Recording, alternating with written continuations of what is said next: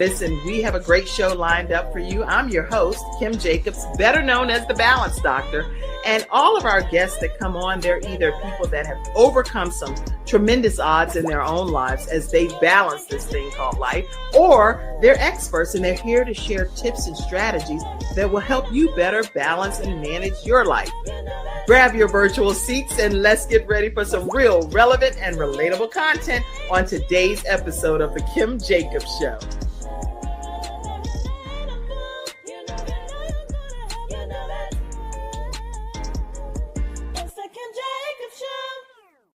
Hello, everyone, and welcome to this episode of The Kim Jacobs Show, where we are bringing balance to the world one household at a time. And guess what? Today, y'all are in for a serious treat. When I say a serious treat, you're talking about a man that's making waves throughout the whole world. He is bringing some significant fire to the universe. It is Chris V. Ray, and I'm excited to have you here today. How are you today, President Chris Ray? How are you? I'm good. I love the bringing the fire. I love bringing fire and bringing waves. I love that. Thank you. That's a good thing. It is a good thing, because a lot of times people are really trying to make impact, but really are we being as impactful as we think we're being, right? Right.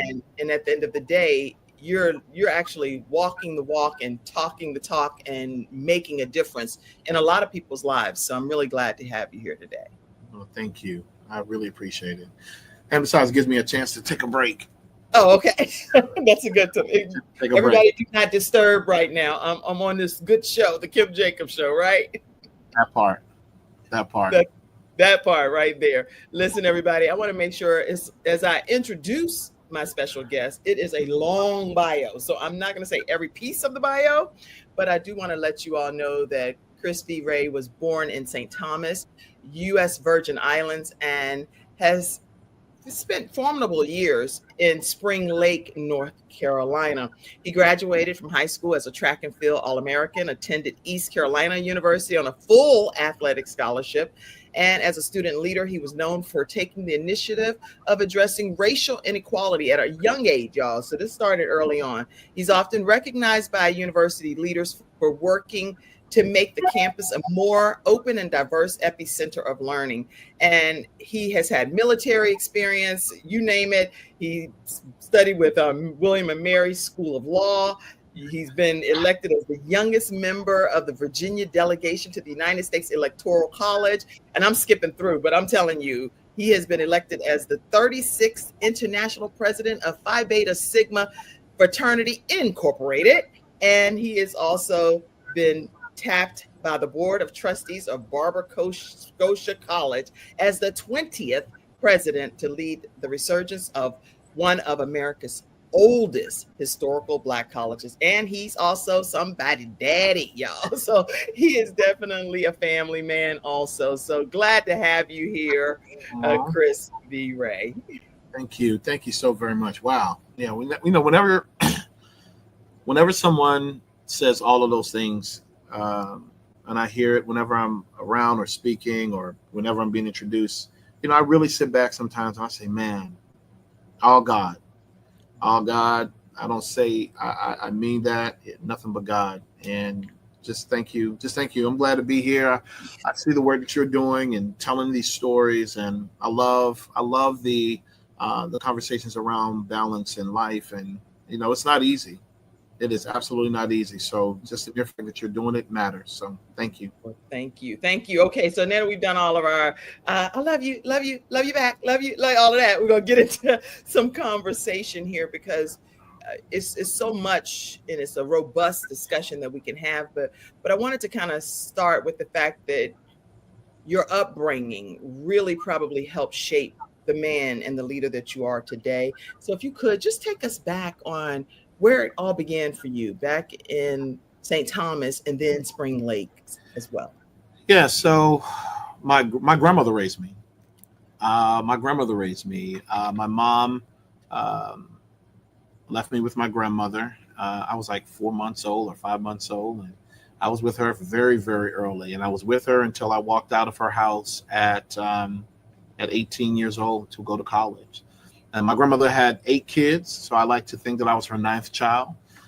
She treated me as such. She had 6 boys, 2 girls, and just add me into the mix. And as I say, the rest is history. But my grandmother played no games, was very, very serious. She had a lot of practice with her own kids. And so by the time she got to me, she knew what to say and what to do and how to throw up that backhand if you need be. And she was just an amazing human. She gave me my grounding in my faith. Of course, being in the church and growing up and understanding that that's the base. But then I also saw her heart of service. My great grandmother, her mother, my grandmother was her caregiver in her latter years of her life, and so I was a part of that. My great grandmother had Alzheimer's, but she was bedridden, so we were able to. It wasn't as difficult as someone who's able to move around who having memory loss, but there were a lot of things that we had to do for my great grandmother in her latter years, and so that required that you had to have a heart of service to do it, because as all of us may have, we have family members, and some family members don't want that responsibility of their aging parent. That's just truth. But my grandmother took that on. But I also saw my grandmother step up for her kids, the ones who was doing well and those who weren't doing well. She, so I just was an observer of seeing her heart of service. And I think that when I think back to my life, and when people say, well, why do you have such a big heart? Why do you do so much? That was my example, my first example. So. Wow. And, I'm interested in knowing, because I had the opportunity of having some time with my great grandmother. And I believe that really helped shape who I am today as well, Chris. And so I wonder, with you having that experience of watching your grandmother care for your great grandmother, which meant that both your grandmother and your great grandmother were alive while you've been here on this earth. And you had the blessing of spending that quality time. What was that like for you? Because I would like to hear your take. Oh man. Well, as a male, right, and growing up in a home full of women, I will tell you that I learned a lot about women. I learned a lot about the challenges that they were experiencing. I mean, you got to think, my grandmother was born in the 30s, and so my great grandmother, well, of course, was born, in the early 1900s, or like right at about 1899. Slavery time. 1904, I think, is when my grandmother was born. My great grandmother was born. Right. And so, we have these stories, right? And just a lot of wisdom. I used to love the saying that my great grandmother used to tell me, boy, I done forgot more than you'll ever learn, right? And she ain't never lied. But then it was this sense of connection with the family and the importance of connecting and passing down, and but then there was the lessons of someone in the family got to get it right so that we can change the trajectory of the family. And so that was always a messaging, because I had a couple of uncles, they didn't do what they were supposed to do, right? And so that means that the family was stuck, and so it didn't come until I came along, and was one of the first ones to go to college in the family to kind of really move the needle. And then there was my uncle, who's now a 3-star general, who was my grandmother's last son, who really just took it to a whole nother level of engagement. But, those women poured inside of me more than I could, and of course, when you're in the midst of it, you don't realize it, right? Until later on. And, but it was watching how they navigated life and knew what the limitations were, but understood that we could still push the boundaries of those limitations if you just believe. And so that's where I got this whole theme about believing in what could be next, believing in what is possible, believing in those women, man. They were amazing.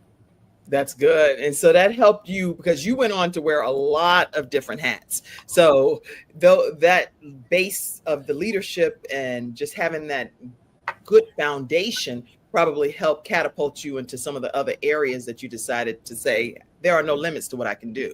Oh yeah. Because in my opinion, based on what I was reading and learning about you, is you've been an athlete, a soldier, you've been a lawyer, a mayor, now president of Barber, Scotia College. So I would like to know how you feel their leadership has been able to help mold you into shape you into who you are today. Yeah. So my grandmother used to tell me stories about my great grandmother, how she was the. So we grew up I was, from the Caribbean. So my grandmother's and my great grandmother, we're from an island called Anguilla. Okay. In the Caribbean, right? And so she would tell me stories about how, and not just her, but other people in the family would talk about how smart my great grandmother was, and she would be the person that people would come to on the island to make a decision. Like she was like Solomon, right? Like this is happening. What do you think? And she would give advice, she said that people will come from all over the island for her to arbitrate things for them because of just the way her mind worked. She was the first woman to drive a car on the island, right? Yeah, this was just my great grandmother, first woman to drive a car on the island. So so there was this belief that really we can do things, right? We can make things happen, and she was able to put that inside of me as a seed. And of course, so cliche, Chris, you could be anything you put your mind to. Right. I hear that all the time. But I messed around and actually believed it. Right? I messed around and believed it. And so at some point in my life, I realized that, oh man, if I really put my mind to anything, I can really do anything that I want to do. And if you do it well enough, people will give you the opportunity to either keep on doing it or do something else. And that is exactly what has happened for me. But it was those stories of her and then my grandmother. This was an amazing woman who ended up, and in her end of her years, she ended up raising 8 children, basically, really on her own, right? 9. Yeah, 9. You throw me up in the mix, right? And it took leadership, to continue to run that household, to show up for her kids, to address the issues of the day, even though she was walking that road by herself, right? Right. I just got a different found respect for her and that strength that it takes to be able to do that, right? That's so when I'm always admire women who don't allow life to, even though life be life, and they don't let life them. That's good. Right. That y'all should be typing some of these things in the comment section. Just because life be life, and don't let life you. That's right. That's profound. Come on. That is profound. Yeah. Because life really does be life. But when you have the opportunity to see this beautiful island beautiful island, and imagine there are a lot of people there. But your grandmother, you said your grandmother was the person that started driving a car? Yep, she was the first woman to drive a car on the island of Anguilla. Yep. That's Anguilla, y'all. I found that picture. I was like, that right there speaks volumes when you're able to put a picture to what you're saying, because it could have been anybody else that was a trailblazer in that situation, but here she was. And it was her. And so she was this, my grandmother used to always say, and even my great grandmother said, that if she had opportunities in life, she would have been a lawyer, because she just had that mind. And then her husband, he was a businessman, right? Owned a lot of property, bought a lot of the property on the island. So for a very long time, my family was very influential on the island. Real estate was a big deal for us, and everyone knew, the Websters. That's our family's name, and so I believe that's where the mindset of being a business person came from, right? Because I knew that there were examples out there of folks in the family. He had passed away. He got struck by lightning. Ironically, my great grandfather did, and had got struck by lightning. And but he was a scion of a businessman. And everyone knew who he was. on the island, and just was huge business figure. And so I like to think that some of those traits, I'm carrying on, in what I've done as far as, as how I've moved in life thus far. Wow. Now, all of the different roles that you have held in great leadership, which one would you say you enjoyed the most? I know that's a good one, right? Oh no, I can't say that. They all have a special place. I knew you were going to say that. I knew you were going to say all that. have a special place. Like on the political side, right? If I ever ran for public office again, I don't think that I will always love being the mayor, right? Because when you're the mayor, you are the closest to the people. And if a citizen calls and says, here, and I remember a story, distinctly, the garbage truck had picked up this lady's trash can, and when they put it down, they crushed it or something like that, and she was devastated. She called me, called the mayor, and I said, "Don't worry, we got you." And they went and delivered her, a new can, and she called back and she said, "Thank you, Mayor. We appreciate it so much." That's the closest to the people. When you start moving up the chain, and then you're in the legislature, you got to wait for the bill to pass, and you got to, figure out what you're going to do, who you're going, what you're going to cut, all before the policy eventually trickles down to impact the people that you need, right? And that, and even though we've had some amazing legislators throughout history that have, the person who came up with Social Security, Medicare, Medicaid, Thank you for those individuals that have come up with programs that have helped millions of people. But that lady needed her trash can fixed right then and there. Bottom line, I need this kind of help the way I need this kind of help. That's right. Not just generic. So I love being the mayor in that regard. And of course, being the international president of Phi Beta Sigma had its thing. And now I'm learning. I love being in the military. It was just a whole nother world, a whole nother life that I lived, and then taking soldiers to war and bringing them all back safely. And, I got some pictures back here. That was a great day when I turned in all my stuff at CIS and was like, this is it. I am retiring. And I was like, I am done. But I love that time period of my life. And, it was, and now this whole new role as being the president of a college, it's like everything that I've done has prepared me for this moment. So everything. Let me. I know I just interrupted. Go ahead, finish up everything. No.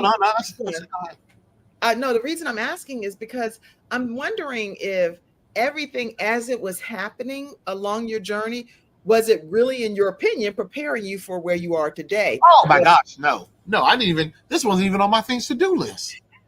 It wasn't even on my. This was not on my things to do list, right? I would say, I wouldn't be honest if I didn't say that. Oh, one time, a long time ago, I thought about a college presidency, but it was just one of those like, that'll never happen. But I think I said, I can run a college if that, But it wasn't like this was a master plan that was hatched in the halls of power. To one day that I would. No, it was. I was not thinking about being the mayor. Being a college president. I just remember one time there was an opening at an HBCU, and I was like, I wouldn't mind. I should apply. I would.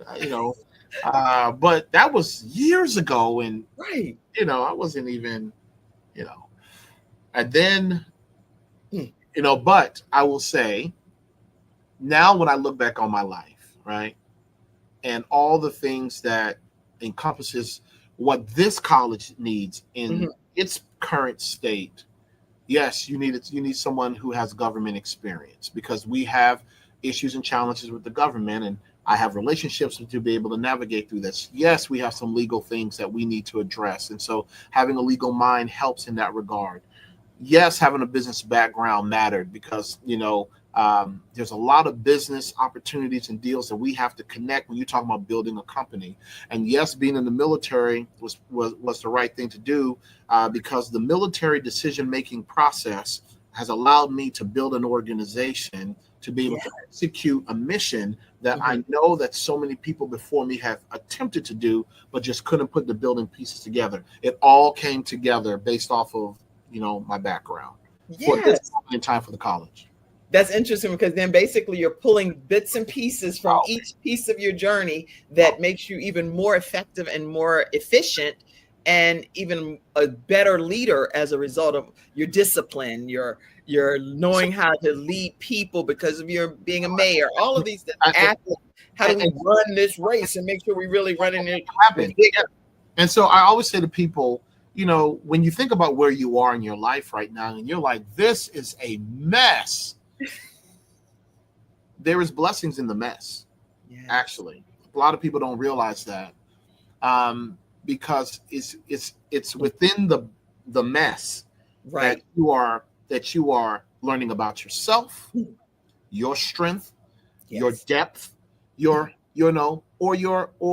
inability to deal with certain things. It's in your mess that you are able to look at other people and look at their characteristics and what they're all about. It's in your mess that your eyes are actually the most wide open, because it's about survival.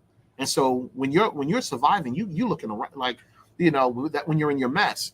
But because when you're in the blessing state and the blessings are happening, well, you kind of like, I'm good. I'm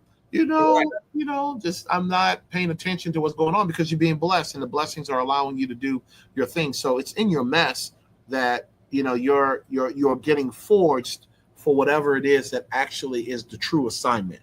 That's good. That's good.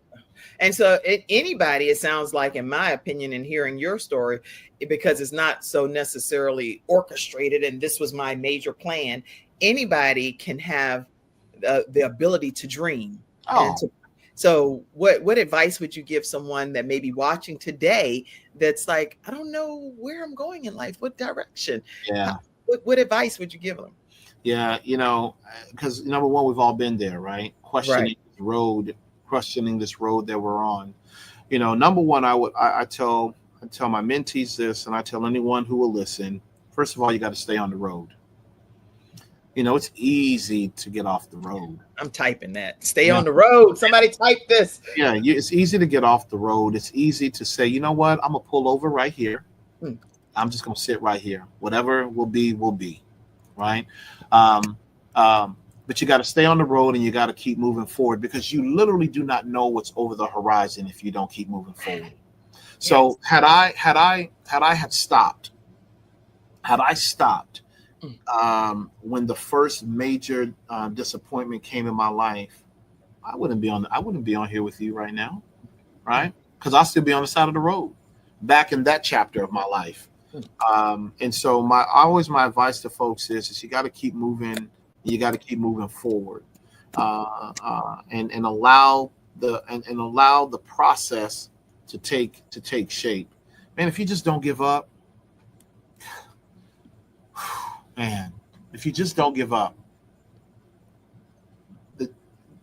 the journey will be more extraordinary than you can imagine. It's just that we allow life to beat us up so much, and we allow so many outside influences to dictate our emotional capacity. What they think about me, what they're hearing about me, how I got to navigate. You're more concerned about someone who's literally in their own mess, thinking about they concerned about your mess. They're literally worrying about your mess right now because they don't want to think about their mess, right? But you have made all these moves in your life. You made all these moves in your life to appease somebody else who's literally going through their own mess. You just can't see it. That's why you just gotta keep moving forward. So when I sit here today and I tell you, I don't worry about what people say about me. When I say I give zero cares, I don't. What I do care about is making sure that I am constantly moving towards the mark of where I know that God is, where God has, and I don't know where He's gonna take me. Everybody has all these big dreams for me. Right. I don't know where I'm going, but what I do got know some big dreams for you too, President Chris V. Ray. Everybody's cheering you on behind the scenes, even whether you know them personally or not. I know I had the opportunity of meeting you at Bishop Jenright's church when you spoke, and I sat beside you. I was like, now this right here is a special young man. I don't know how young you are. I feel like I'm older than you. Listen, I feel like the older I get, the younger I get. Because every time I tell somebody, you're just a baby, I'm like, wait a minute now. I mean, I ain't 50 yet, but I'm almost there. To be like, Well, I'm proud of you, and even in not even knowing you at that level, just if anybody's ever in your presence, and this is what I'll say to everybody, if you ever get the opportunity to be in Chris V. Ray's presence, you're gonna feel a connection as if you are his best friend and he doesn't even know you. That's a big deal for somebody to feel like that when they're just sitting next to you in a moment in time. That's the God in me. That's the God. Really. And I don't want to apologetic. Everybody, I love God because I know I'm here because of God. I don't care all the crazy stuff I've done in my life or whatever I've gone through. And I went back and I repent and I said, Lord, I need to do better. I got to please don't leave me on the side of the road. That's right. God. That's the God in me. The God in you. And when you recognize that you are not your own, that changes everything. As far as every role that you're in, you act very differently because you're not representing yourself. That part. Yeah. That part. Yep. Okay. Well, we're gonna keep on moving. I feel like you know what? I really wanted people to get a chance to know you. We always know about a person's titles and what they do in the earth, but what about the person that's behind all of the titles? So that's really what I wanted this opportunity for us to have our discussion. You can come back on the Kim Jacobs Show and talk about any area of life that you choose. Right. But I really wanted people to just unmask Chris V. Ray today. That's really what I wanted. Okay. I'm here. I'm unmasked. You're doing it. Listen, I think also it's important to just talk from the perspective of when you're balancing all of the roles and responsibilities, you have some people behind the scenes that's also under the iceberg pushing you up. And I believe that is family. So feel free to just talk about, from whatever angle you would like, about how important it is to have family, faith, and leadership kind of merging together. I will tell you, number one, it's not easy, right? When you truly have been tapped to lead people, it is truly a sacrifice. And your partner has to understand, your family got to understand, and it's not because it's something that you could stop if you want to. This is me breathing. That's right. This is me breathing. This is the air I'm breathing. This is the God that's in me that has said, this is your assignment. And so, I will say throughout my life, my family has been, they've endured a lot. They have had to share, Chris with the world, the whole world. And it's not easy. Some will say, well, it's not fair, but I also know that these are my assignments. And, but this is what I do though, because I think this is where the balance comes in. Yes. I tell my kids this all the time. Now, number one, I'll tell them, now this is me making fun, so I don't want people to take this the wrong way, but there's level. So you have a comedic side to you too, right? Oh, absolutely now. Absolutely. Like I tell my kids, I say, hey, look, your daddy's famous. Now you don't got to be famous. You don't got to be famous. You don't have to be famous. I want you to be famous if you want to be famous. But I'm gonna do me. I got mine. Now you got to go and get yours. And what yours is may not be, like you have some parents that will say, well, baby, I want you to do better than what I did. Mm-hmm. Now I don't want my child out on the road. I don't want them to be homeless. I don't want them, to be out there, if they don't need be. I don't want that for my child, right? But if my child decides that they want to live a quiet, simple life on the coast of wherever, and that's success for them, right? That's good. And That's that's good. okay. And as long as they can pay their bills and they don't call me for no for no money, that is success. That is all the way success, right? Right. That is all the way success. That's You right. don't have to be Googleable. You don't have to be some famous. You don't now your daddy was the mayor. Now you need to be a U.S. senator. Right. Right. I don't know because that may not because this is what I do know. God has created everyone for their own path of life. And so you as a parent, That's good. or you as a sibling or a friend, you got to know that your friend or your the person you're connected with, that their path isn't your path. And their path doesn't require them to be the president of a college, the president of an MPHC, of a Divine Nine organization, the mayor of a city. Their path doesn't require that. That's Their good. path may require them to be the person who owns the plumbing company.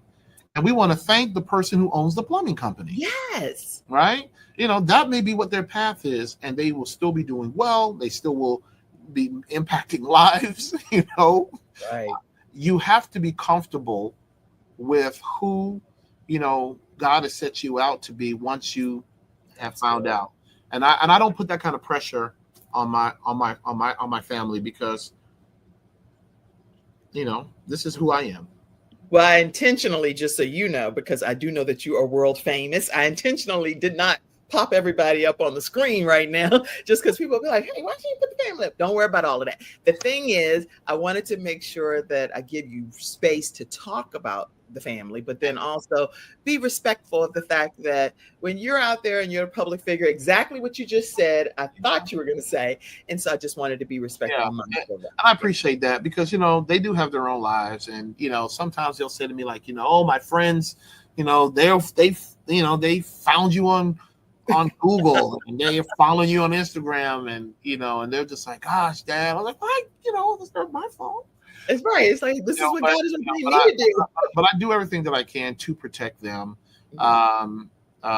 because that's important. So, yes. And that's all of it. That's all of it. I'm proud. I'm proud of the direction that you're going in and the fact that you're in, and not like you need my endorsement or anything, but I love the fact that you're saying be whoever God created you to be. And that's perfectly fine. It does not have to be that you're following in my footsteps in order for you to be considered great, because what greatness looks like for me, it may be totally different as to what greatness looks like for you. Absolutely. And so, this is a good conversation, y'all. I hope you all are benefiting from it. I see a lot of you all over on Instagram as well. And I may not get to see everybody's names. I see you, Sadie Jones. I see you, Q Paradise, S. Kinsey. I don't have my glasses on, so I'm just going to not even start reading because I'll be done said all your nicknames. Hey, y'all. But what I will tell you guys is that you definitely can also catch any of the things that's happening here on the Kim Jacobs Show on CTR Media Network. If you haven't downloaded the app over on Roku and Fire TV, Android TV, you'll be able to see this episode and other episodes as well. We now stream in 140 countries and over 350 million households thanks to CTR Media Network. We're under the self-improvement channel. And thanks to your viewership, we have been able to be number 5 as far as the viewership over there. So whatever y'all are doing, keep doing it. Thank you for your support. Listen. When I think about the fact that you served in Iraq and Afghanistan, again, these are things that we can't just brush over. And then you retired after 22 years of dedicated service. How has your military background influenced even the way that you lead today as a president at Barber, Scotia College? Oh, man, let me tell you. So what I've learned about, being in higher education, it can be very, very glass tower-ish. Right. When you take a group of soldiers to the desert, you get a different perspective about life and leadership and connecting with people and where you are, even though the chain of command matters. I don't take myself so seriously because I know that in the instant I could be gone. Right. And I think that experience of how precious life is and how preparation is truly the key to whatever the abundance is that you have been assigned. You got to be prepared. And nothing prepares you more than when you get ready to go to war, making sure you know, you check, you double check, you triple check, and you check one more time before you execute anything that is supposed to happen. You take that, that learning, that experience with you when you come to an organization like this, because there's a lot of checking and double checking we have to do. And you literally have to have your brothers back. I'm going to put this image up because it just reminds me. Yeah. Teamwork is critical. And I will tell you, in this experience here, I had to build a team.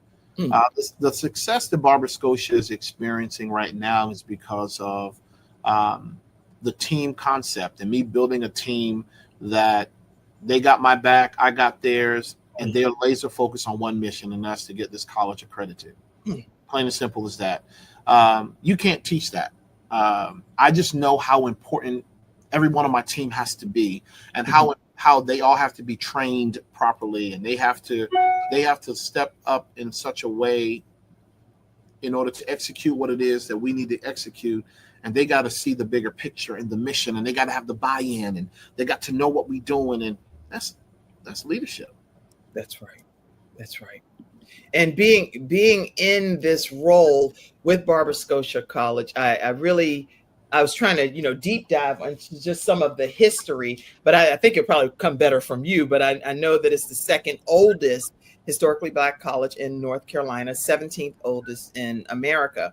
And I was looking through the timeline of how this whole thing evolved. Would you like to just, I don't want to put you on the spot, but you want to talk about how that? Yeah. So, Barber Scotia is 158 years old. It was the first institution founded in the South to educate Black women after slavery. So before there was Spelman, before that there was Scotia Seminary in Concord, North Carolina. And Luke Dorland, the first president of this institution, would go to the fields and find Black women and say, there's this place where we will educate you. Come, be educated, and change the trajectory of your family. This was like 3 years after the Emancipation Proclamation. Right. This is new.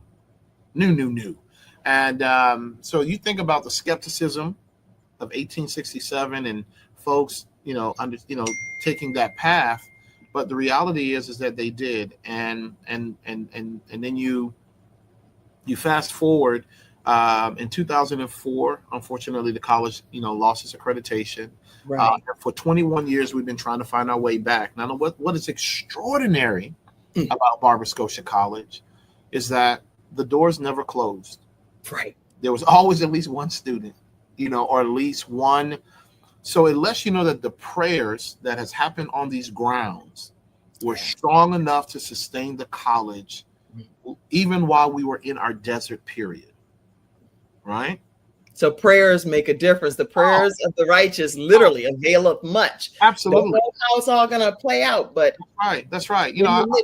It's this present. I always tell people, man, my grandmother, she's no longer with us, but if you don't think that her prayers are still sustaining me today, right? Them things are still making their way to heaven. And then God is still coming and smiling back down on me and blessing me. And somebody thousands of years ago along this family line, right? Because, the word says, who God bless, no one can curse, and who God curse, no one can bless, right? That's right. So when I think about the journey that I've been on, this ain't nothing but blessings. But what I do know is that somebody did something right a long, long time ago. And that blessing is still running in this line right here, right? I know that for a fact. There's no question about it. And so when I think about Barber Scotia and the mere fact that it's still here, that means there was a lot of prayers on these grounds.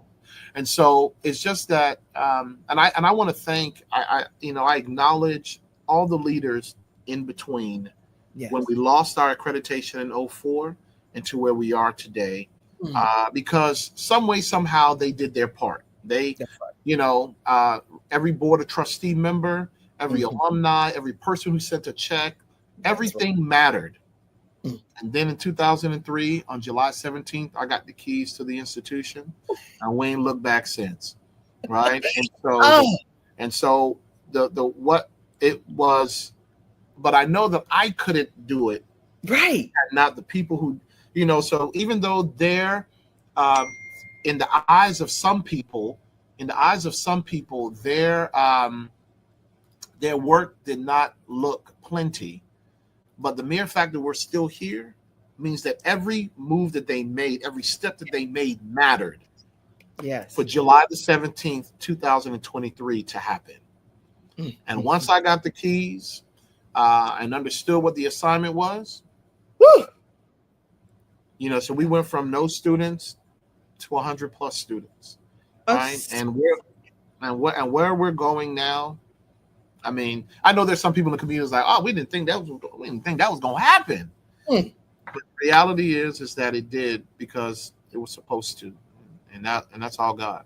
That's why I put this picture up on purpose, because I was like, this picture is, in my opinion, symbolic of the fact that you cannot put somebody in a box and determine what the outcome of their destiny is going. You're gonna have me crying, Chris V. Ray. You sure that preaching is not in your future?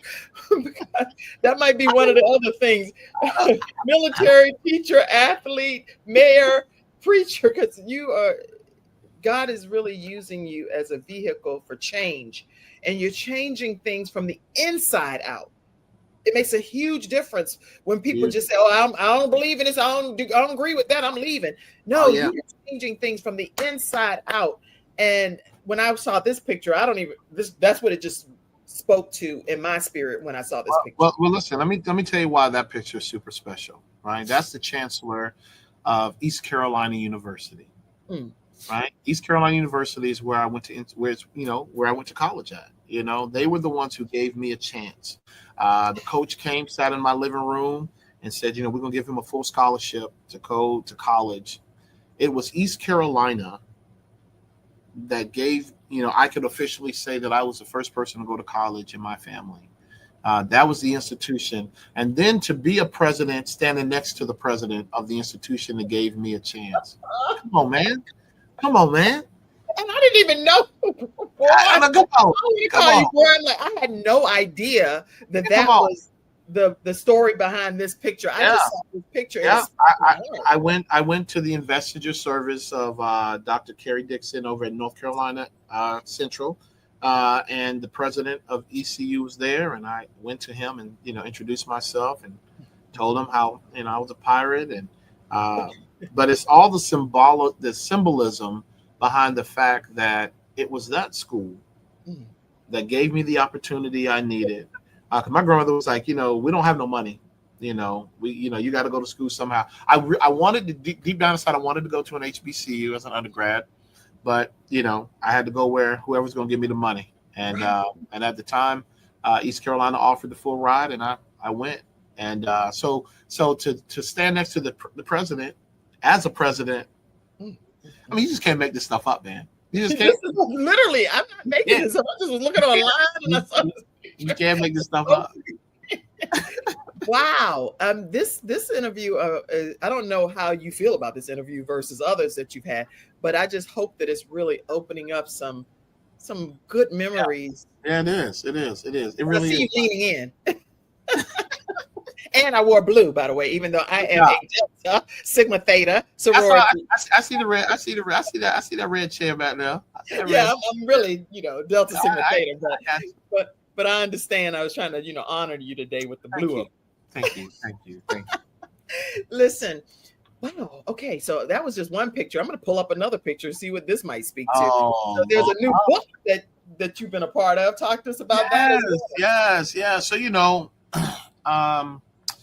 Dr. Danielle Green and Dr. Kelly Dixon reached out to me and asked if I would collaborate with them on this book about disruptive leadership.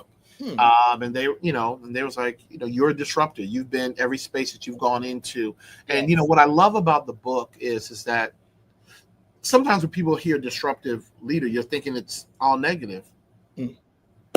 This book teaches you that, disruptive leadership is necessary, but there are qualities that you have to recognize in a disruptive leader that allows you to see how the disruption is actually allows for progression, and that it's needed.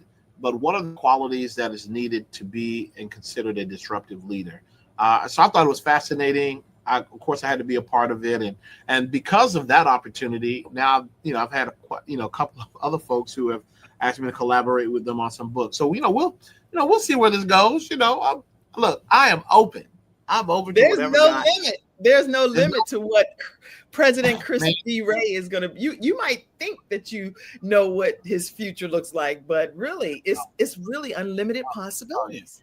And I want people, and this, I think if anything, I want people when they see me or they think about me or they think about what they want to do, I want them to be able to. I want to be that example in life, man. That like whenever the good Lord calls me home to glory, and I'm hoping to be about 106. I'll put that out there. Okay. 106, about 106 is who I'm trying to be at, right?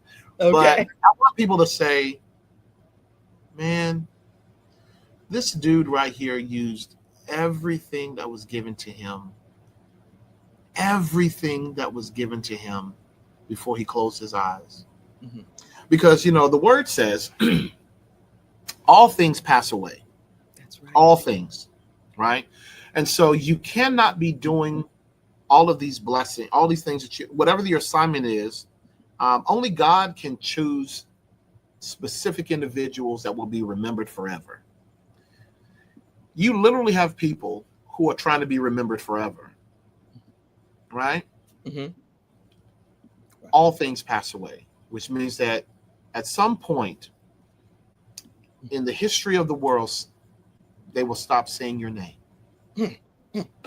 At some point, long after, there will come a time when no one will say your name ever again, right? Because all things pass away.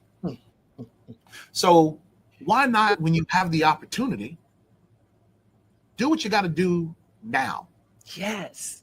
Do what you got to do now, right? Don't be worrying about, well, if I'm trying to build now building legacy in terms of, yes, I want to, leave a financial future and do all this. I don't want to be, when I get to 106, I'm trying to make sure, I can afford it. Cause I ain't laying nothing to these kids. I don't know what they going to do with their life. They may all want to play the banjo on the side of the road, and that ain't gonna help me, right? That ain't gonna help me. So I got to work hard to make sure I have a little something for, to have my nurses take care of me just in case, they don't worry, they gonna have you. I don't know, so just in case, right? But the thing is that you got to make sure that you are doing the work now. That's and right. That you be focused on the now. Don't be focused on trying to be remembered. People who try to focus on trying to be remembered normally are the ones who be messing it up. Because you ain't trying to do this work. First of all, you ain't doing the work. You're not doing the work for the right reasons, because you trying to be remembered. Let me tell you something. Woo! If I'm remembered, great. If I'm not remembered, great. You know what? But the work that I'm doing right now is impacting the lives of the people right now. I was on the steps with a couple of young men, this morning, some of the student athletes, and they were just saying how grateful they were to be here and how, their lives have just changed. Now, let me tell you something. They'll remember President Ray, right? Yes. They'll remember President Ray. They will. And they may or they may not tell their children about President Ray. But their children will not understand when they walk across the stage and they have that degree and their father goes off and gets a job and has the capacity to send them to band camp and do all of it. Will have all started from sitting on the stairs. That 6 months ago, there were no students that had the ability to sit on the stairs at this institution. Come through, God. Right? So you got to be focused on the now. Not that the fact that, because there will come a time where those kids will be enjoying going to band camp and not know that there was a time when their father struggled on the stairs to try to come to a college that, that gave him a chance. Mm, mm, mm. That's why you got to be focused on the now. Focus on the now. Somebody type that. Focus on the now. I typed that in the comments section here. Yeah, we too busy trying to be remembered when you need to be doing the work right now. Do the work now. Don't focus on trying to be remembered, because that may or may not happen. Just focus on what you can. I guarantee you that it's not going to happen. I can about guarantee you. I mean, think about how many founding fathers we have in just America, in the nation, right? I mean, there's just a few that you call the names of anyway, right? There was a whole room full of them, but there's only a few names we call. And, it's just focus on the now. Well, one of the things that's going to happen, I don't know, this young man was interviewing you, and I screenshot this because I loved his interview. What's his name? That interview went viral, actually. So many individuals hit me up about that, but that's my vision for the institution. Building the largest online HBCU, because I know you're saying people may not remember, but everybody's going to remember Chris V. Ray. I can tell you that. So tell us about your vision of building the largest online HBCU. Yeah. So, I think online instruction is the future. That's not even the future, it's the now. And I think that many of our HBCUs have been very slow to engage in it for a whole host of reasons, right? It requires infrastructure. You got to follow the right policies. You have to have the right team in place. When you're connected with the Department of Education, when it comes to continuing education online, their rules and restrictions are very, very serious. So you got to have the right team in place. And because we're already lacking in a lot of resources at many of our HBCUs, a lot of them don't invest in that. So they more focus on the more in-person, on the in-person engagement. The reality is that it is tough. And the reason why HBCUs struggle today, it's tough to run a college with 800 students, 500 students, 1,200 students, and you charging them $30,000 a year to go. I mean, that's tough. I don't think that should be the case. I think that we can still have an in-person cohort, right? Create the hybrid model. But, hear me when I say this today, that there will come a time where we're going to have 30,000 students online registered at Barber Scotia College. Just go ahead and speak it into existence. I believe that with everything inside of me, because there's a market for it. There's a desire for it. And I believe that we could be a big part of it. And then the beautiful thing is, it doesn't have to just be us. I mean, I want to work with my other HBCU cohorts and counterparts, and, we could, but you gotta move in that direction. And the beautiful thing about Barber Scotia is that because we are starting from literally nothing, we can grow into that. So I don't want us to come back how we left. Okay. Because that, so I'm trying to take an institution that was founded in the 19th century, reimagine it in the 21st century, and leave all of our bad habits in the 20th century. That's good. That's good. Leave all of our bad habits back there. That's right. Leave them back there. Leave them. Wow. So 30,000 students online is the goal. And one of the questions that just came in, I want to make sure I pop it up. Sean Hall. I don't know if you all are familiar with Sean. Do you know Sean Hall? If you don't, I'm not trying to put you on the spot. She's somebody to know. She's all road. Come on, what? Come on, Sean Hall. Yeah. Come through, Sean Hall, right? Sean Hall is with All Roads Education. And what she does is she actually helps young people get scholarships to colleges and universities, pretty much debt free. And she has a proven track record. Yeah, that's what I want to do at Barber Scotia. So we've lowered the cost, right? So to come to Barber Scotia is $2,500 a semester. Okay. $5,000 a year. Because why? Because I do not believe that you should take a child or a student from rural anywhere or urban anywhere. You bring them to your institution. You tell them that I'm selling them the dream of this is the culture. You saddle them with a bunch of debt, and then you send them out into the world to go and be the best and brightest. But the job that they're getting doesn't correlate to the cost of the education that you just gave them. Right. You know, because it goes back to what I said earlier. If God put inside of me to be a social worker, that's my life force. That's my life force. That's my job is to be to work with individuals. Well, the reality is social workers don't get paid. They don't get paid a lot of money. Let me just say they get paid. They get a paycheck. They need service. But the reality is they do.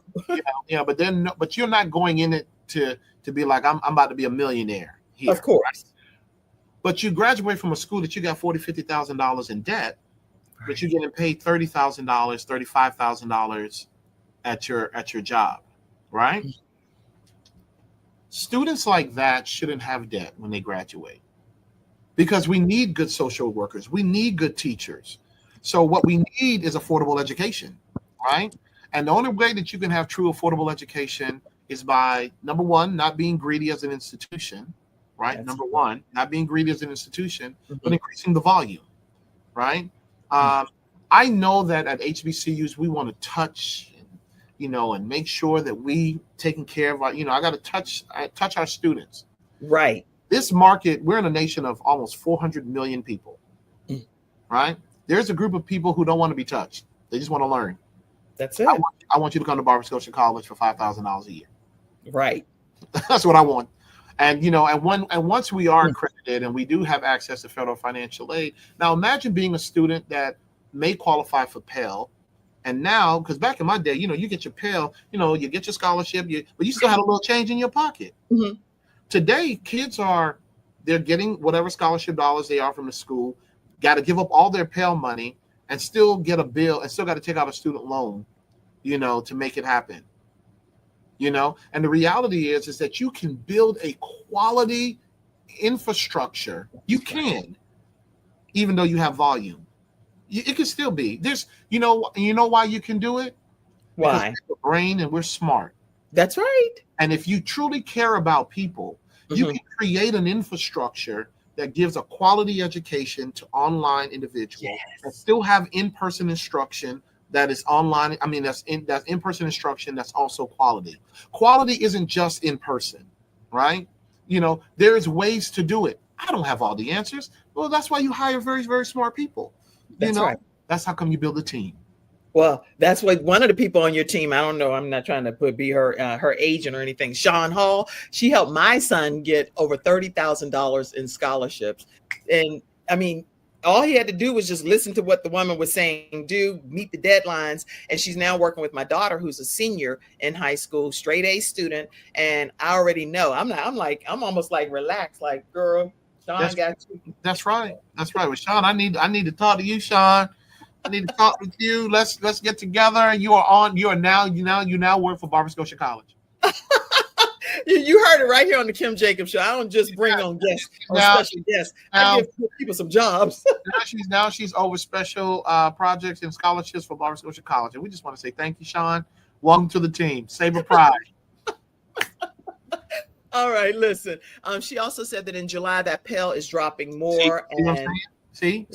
That's right. So that's even, that lets you know right there that now that's even less resources that students are going to have, right? If you're going to be in this space, then be transformative in this space. That's right. Be transformative. And so I know this isn't going to be popular for everybody and people. That's right. But I know that's what we're doing here at Barber Scotia College. We believe in affordable and accessible education. And I mean, and not as a talking point, right? That this is who we are, that we educate the world and we change our communities. That's what I want people to come in. I want us to educate the world, and I just want us to go back out and change our community. That's good. So that's more like your vision, is to educate the world, change the community, and that's going to help with the resurgence of this historically Black college and everything. Absolutely. Yeah. I mean, this is the thing. I don't want us to lose the history of who we are, but I always want to make sure folks know, look, we're here to educate everybody, because there's poor Black kids, there's poor Hispanic kids, there's poor white kids, there's poor Asians, There are families that are still, generations. Here we are, 2025. The majority of my students that are here, they're still first generation college. 2025. 2025, and the first ones to represent their family.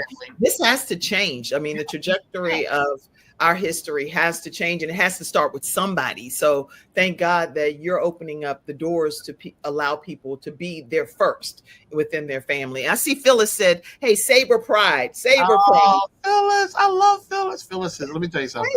Phyllis plays no games. She's all about Barber, Scotia. I love her. Well, we are so glad that you're in the studio audience, Phyllis. So glad to have you here today. I see a lot of you. I see SN Kinsey. I see QP Paradise. All of these. Zadie. I see all of y'all on Instagram, everywhere. I may not call your name, and I can tell you one thing that's happening is it's Sean H. Hall. Sean A. Hall is over here taking over the comment section. I grew up on that campus. Oh, she grew up on our campus. Her mom. Yeah, she went. One of the previous comments, she said something about her mom. I'm trying to manage this broadcast. Let's see. See, look at you. You just all in it. I'm doing the most over here. That's what I do, a training, just so y'all know, on teaching people how to start their own shows from scratch. And so it's very important that I believe that the whole world gets a chance to experience your gifts and talents. And if you are sincerely interested in starting your own show, make sure that you reach out to me. I do a 6-week training once per week. It's 5 students that I take, and everybody should unanimously agree that Chris V. Ray needs to have some kind of show, because we can't cram everything into this hour with him. I've heard that a few times.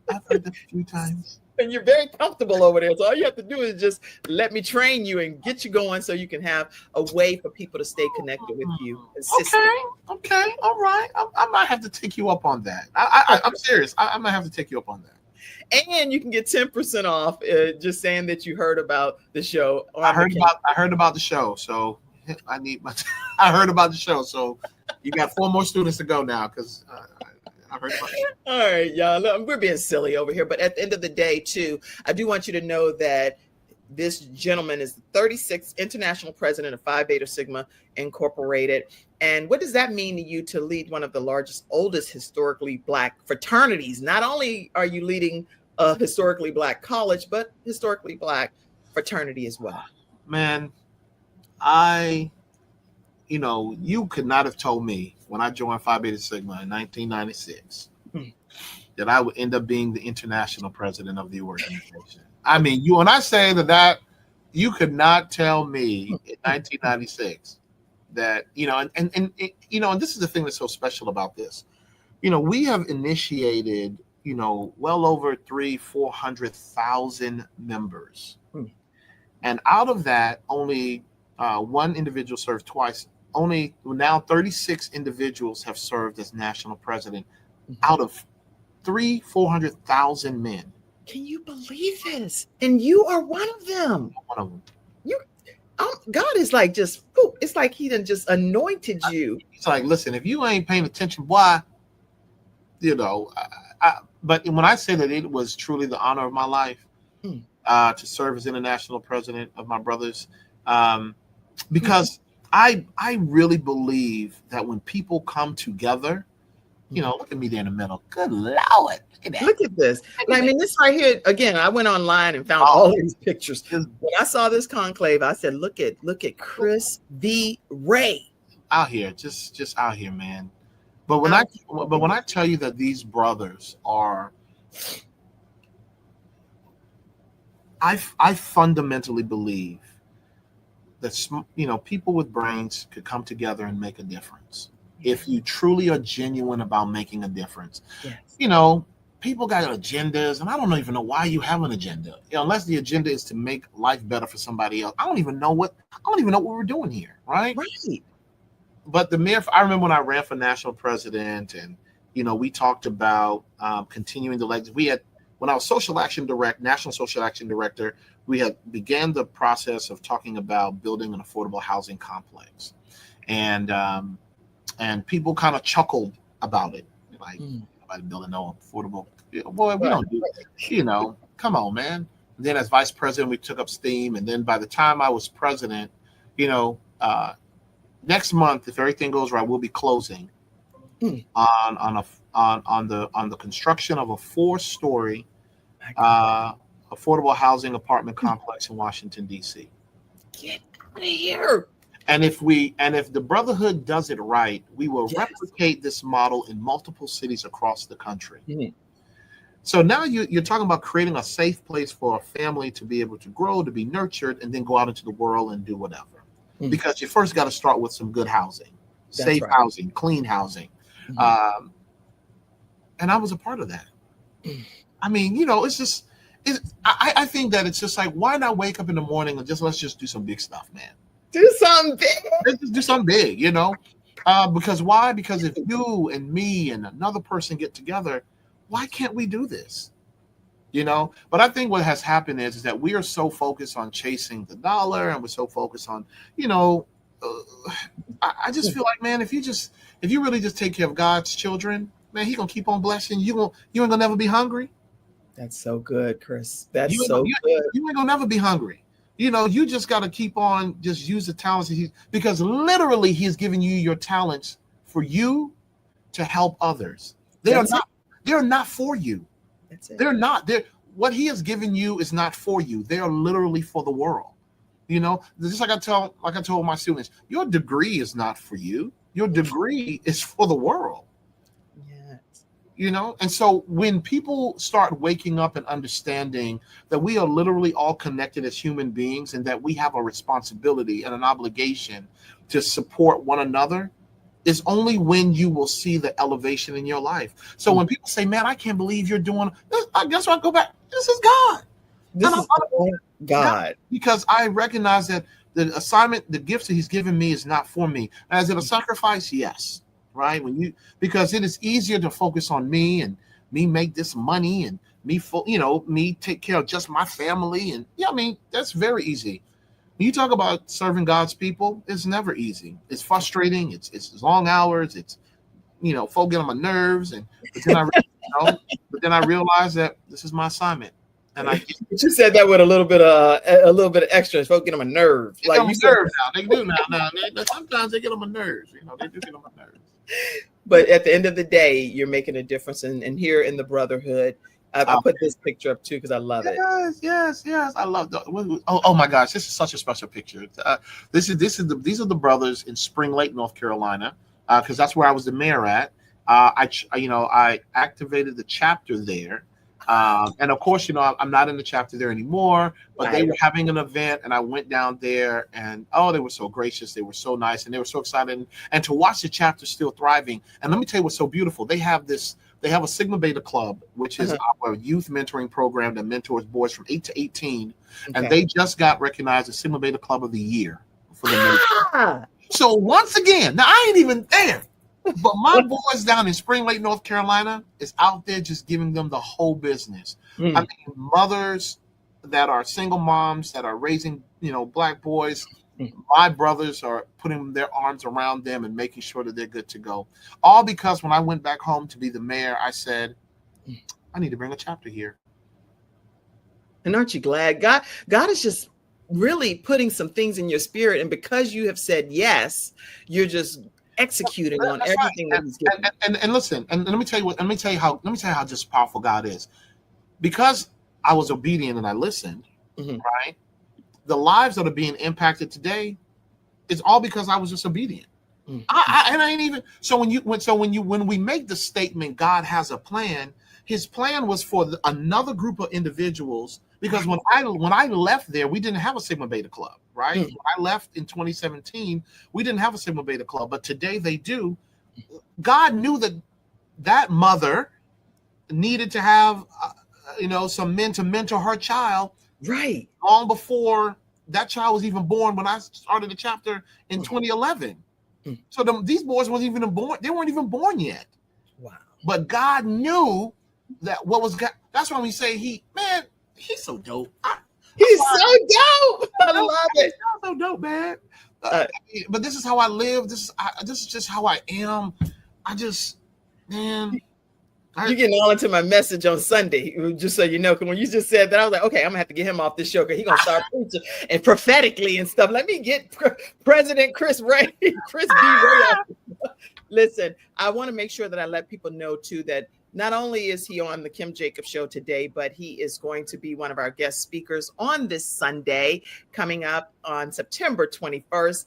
And it is Unity Sunday. So you can come and you can rep your organization, whatever fraternity, sorority of the Divine Nine that you may be affiliated with, Eastern Stars, Jack and Jill, Top Ladies of Distinction. If you are in a sorority, if you're at a college or university, you can just rep your HBCU, whatever it is that you want to do. Come on out on Unity Sunday. We are going to be at Promise Fellowship Church at Brownstone Signature Events, which is 12080 University City Boulevard in Harrisburg, North Carolina. We have hip hop gospel rap artist Greg H. Jackson he's the founder of Heal Charlotte. And we also have Dr. Sharonda Banks, the owner of Intentional Steps Services. And so we are excited about you coming out. What does unity mean to you? Oh man, unity means two things for me. First of all, unity means power.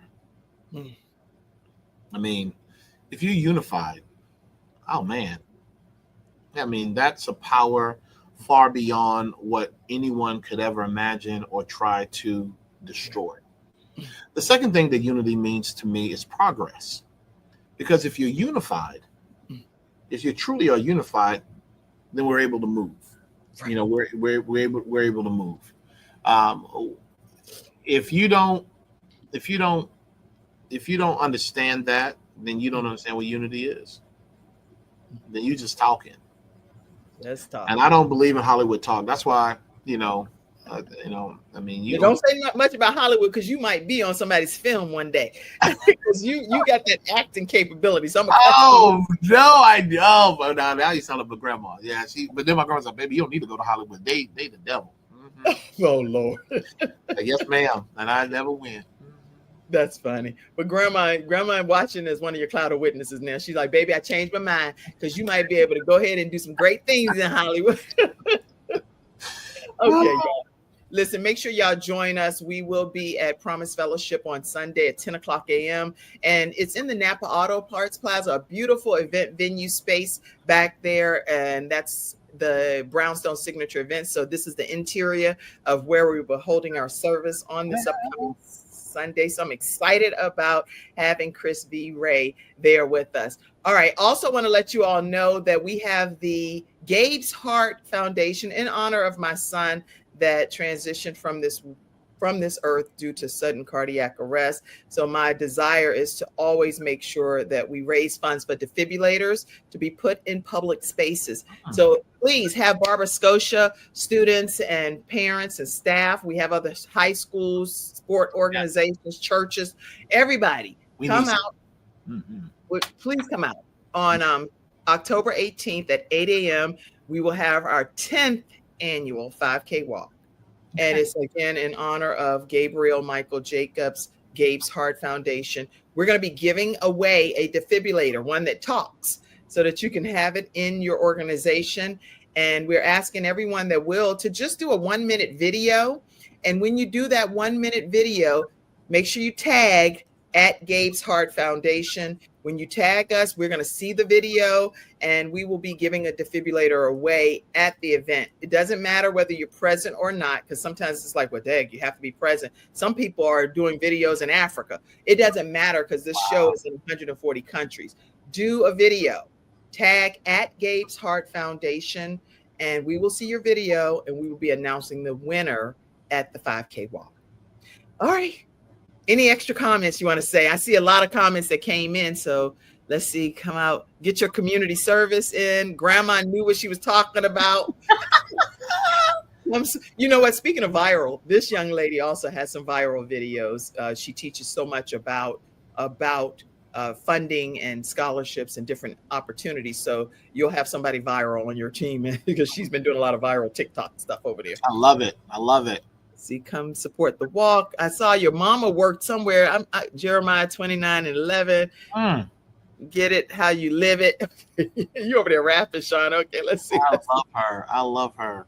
Okay, wait. What other final thing you said? You said, so I want to make sure I put the comment up about your mom, but I cannot find it. Good gracious.